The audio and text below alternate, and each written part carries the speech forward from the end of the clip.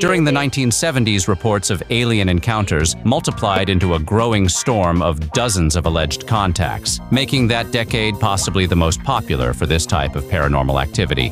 The Betty and Barney Hill case helped fuel public fascination, and that surge in interest set the stage for one of the most disturbing episodes. The movie The UFO Incident was a made-for-television dramatization of the couple's story based on their hypnosis sessions.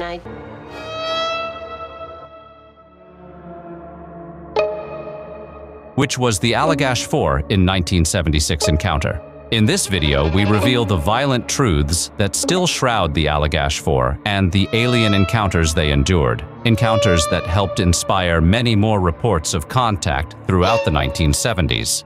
But before we get into it, don't forget to subscribe to our channel. It's a small click for you, but for us, it means a lot. The Allagash Waterway Incident of 1976 stands as a seminal and deeply perplexing case within the annals of UFO-related phenomena, primarily distinguished by its multiple, corroborating witnesses and the detailed, consistent abduction narrative that emerged years after the initial event. The setting for this extraordinary encounter was the remote and untamed expanse of northern Maine's Allagash Wilderness Waterway. In August of that year, 4 young men, twin brothers Jack and Jim Weiner and their companions Chuck Rack and Charlie Foltz, embarked on a canoeing and camping expedition. These were not novices. They were competent outdoorsmen who had meticulously prepared for their journey into this isolated region. On the evening of August 20th, while encamped at Eagle Lake, the group set out for a session of night fishing. As a practical measure, they constructed a substantial bonfire on the shoreline, intending for its powerful blaze to serve as a navigational landmark in the darkness. While on the water, their attention was captured by an anomalous aerial phenomenon, a silent, incandescent orb that defied conventional explanation. The object, which they later estimated to be roughly 80 feet in diameter, hovered in the sky, pulsating with an otherworldly luminescence that shifted between a brilliant white-yellow and an eerie greenish-blue. Suddenly, Chuck Rack said, "Hey guys, that's a heck of a case of swamp gas." And we turned around and probably 150, maybe 200 yards away at the most, coming out of the trees was this huge ball of glowing, pulsating. After a period of observation, Charlie Foltz, driven by curiosity, aimed his flashlight at the object and flashed an SOS signal. The reaction was immediate and unnerving. The object ceased its passive hovering and began to move purposefully and silently across the lake, directly toward their canoe. A sense of profound dread overcame the men, and they began to paddle with desperate urgency toward the safety of the shore. What followed was a disconcerting temporal rupture in their memory. Their next conscious moment was not of reaching the shore, but of already being there, standing near the dying embers of their once roaring bonfire. The fire, which had been built with enough fuel to burn vigorously for many hours, was now little more than smoldering ash. This physical discrepancy suggested a significant lapse of time, hours perhaps, of which they had no conscious recollection. Deeply unsettled by the experience, the men broke camp and continued their trip, choosing to suppress the inexplicable event for more than a decade. The suppressed trauma, however, eventually surfaced in the form of insidious and recurring nightmares that plagued the Weiner brothers. Both twins began experiencing identical, intrusive visions of being in a strange, sterile environment, subjected to physical examinations by non-human entities, characterized by long necks and large, dominant heads. Had no idea where I was. Then I realized that the 3 guys were sitting to my left on this bench, naked. All I knew is I was in a strange place, laying naked, paralyzed, with this thing coming towards me. Creatures that I remembered, they reminded me of bugs. No eyelids, they didn't blink. I remember these creatures examining my brother with a type of wand, is what it appeared to me as. It was a long, thin instrument, maybe the diameter of a pencil, a little over a foot long with a bulbous end on it. The shared, specific nature of these nightmares compelled them to seek answers, which ultimately led them to veteran UFO researcher Raymond Fowler. Fowler, recognizing the classic markers of an abduction experience with repressed memory, recommended that all 4 witnesses undergo hypnotic regression therapy. Conducted independently to prevent cross-contamination of their accounts, these sessions yielded astonishingly congruent narratives. Each man, while under hypnosis, recounted a detailed sequence of events beginning with their canoe being enveloped by a beam of light. They described being taken aboard a craft and undergoing a series of dispassionate, quasi-medical assessments by their captors, with whom they communicated not verbally, but through a direct, telepathic medium. The Allagash incident remains a polarizing and endlessly debated case. Its proponents emphasize the powerful evidentiary weight of 4 congruent testimonies, initially independent and later corroborated under hypnosis, along with the tangible physical anomaly of the prematurely expired bonfire, pointing to a period of missing time. Conversely, skeptics raise valid criticisms, focusing on the inherent malleability of human memory under hypnosis and the potential for unwitting suggestion or confabulation.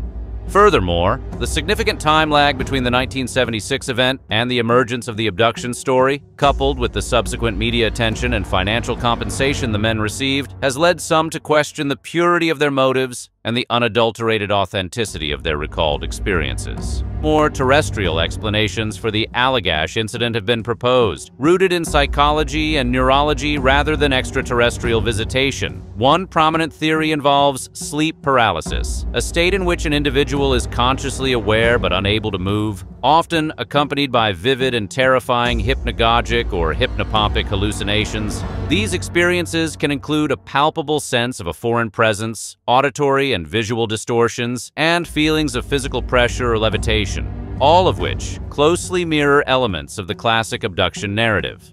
Furthermore, the fallibility of human memory, especially when subjected to suggestive techniques like hypnosis, presents a significant challenge to the case's veracity. Memory is not a static recording, but a reconstructive process, susceptible to confabulation, where gaps in recollection are unconsciously filled with fabricated yet plausible details. The cultural milieu of the 1970s, saturated with science fiction and a burgeoning public fascination with UFOs, could have provided a rich symbolic vocabulary from which these reconstructed memories were drawn. A critical weakness in the case for an extraterrestrial event is the complete absence of corroborating physical evidence. No metallic fragments, unusual soil or vegetation samples, or anomalous electromagnetic field readings were ever recovered from the site. While the lack of such evidence does not definitively disprove the men's account, it relegates the entire event to the realm of testimonial evidence. Scientific and forensic investigations rely on empirical data, tangible, measurable proof, and subjective human experience, however profound, does not meet this standard. Despite these criticisms, the Allagash case remains compelling to many researchers due to its unique characteristics.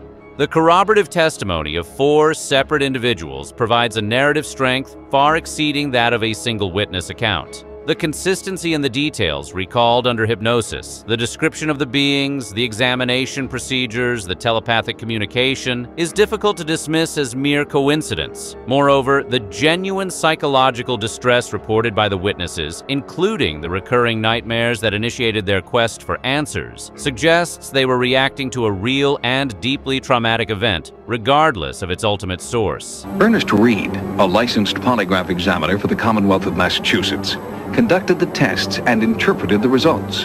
After administering the examinations, reviewing the charts in detail, after talking with both of the brothers, there is absolutely, positively no doubt in my mind that they are being absolutely honest with me when they tell me that they were confronted by a phenomena in the Allagash region. One person might fool a polygraph examiner, but you have 4 all passing the tests, and the polygraph examiner being convinced that all 4 are telling the truth is very important. After the polygraph examination, the 4 friends felt vindicated. The truth of their experience had been recorded. Chuck Rack and Charlie Foltz moved on. They are trying to put the experience behind them. From a psychological perspective, the enduring resonance of the Allagash story can be understood through its narrative power. It functions as a modern myth, containing all the essential elements of a powerful story. Relatable protagonists, a dramatic and isolated setting, a confrontation with a powerful and inexplicable force, and a lingering, unresolved mystery. Such narratives serve a vital cultural function, providing a framework for exploring profound questions about humanity's place in the cosmos and the nature of reality itself. In the years following their hypnotic regressions, the four men navigated the complex aftermath of their public disclosure. They transitioned from private citizens to figures of interest within the UFO community, their story subjected to both earnest belief and intense, often personal, skepticism. Their experience highlights the profound societal divide in approaching claims that challenge established scientific paradigms, forcing them to contend with the dual roles of experiencer and public spectacle. Ultimately, the Allagash encounter leaves us in a state of epistemological ambiguity. For those who demand certainty and irrefutable proof, the case is inherently unsatisfying. The reliance on hypnotically retrieved testimony will always be a point of contention, and the lack of a smoking gun in the form of physical evidence prevents any definitive conclusion. However, if viewed as a complex human drama, the incident is a rich and multifaceted narrative. It explores the boundaries of memory, the nature of trauma, and the powerful influence of belief. The atmospheric, almost primal setting of the Maine wilderness serves as more than a mere backdrop. It is an active participant in the story, a place where the veil between the known and the unknown feels particularly thin. The vast, silent forests and deep reflective lakes create an environment conducive to mystery and introspection, making it a perfect stage for an encounter that blurs the lines between inner and outer worlds. The Allagash incident endures not because it offers clear answers, but because it poses fundamental questions. It compels us to examine the complex interplay between perception, memory, and narrative, and to maintain a delicate balance between open-minded curiosity and rigorous critical thinking. Whether interpreted as a genuine extraterrestrial abduction, a shared psychological event, or an intricate tapestry woven from both, it remains a powerful and unsettling story that continues to haunt the landscape of ufology. What is your verdict on the Allagash incident, and do you agree that the 1970s was a uniquely active decade for alleged alien encounters? Share your theories in the comments below, and if you enjoy exploring these enduring mysteries, make sure to subscribe to our channel. Your home's poltergeist will kindly thank you for your support.